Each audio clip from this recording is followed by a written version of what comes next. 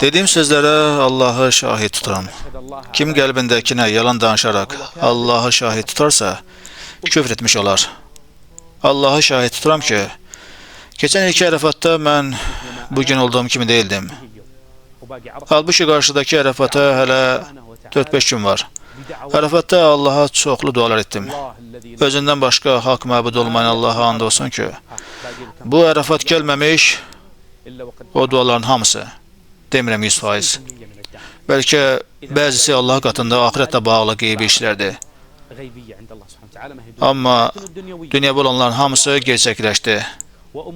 Həm də çox böyük şeylər, mənim üçün çox önəmli olan şeylər. Məsələn, evlilik məsələsi məni çox düşündürürdü. Həm də olsun aləmlərin Rəbbinə mənə salih bir həyat yoldaşı nəsib etdi. Bu evliliyi asanlaşdırdı və onu tez bir zamanda həyata keçirdi.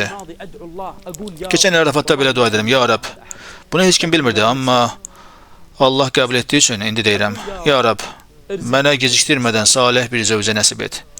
Ya Rəbb, mən ancaq evlənməklə düzələrəm. Ya Rəbb, növbəti Ərəfat gəlib çatmasın ki, mən evlənmiş və nikahım bağlanmış olmayım. Sonra ruzi üçün dua etdim.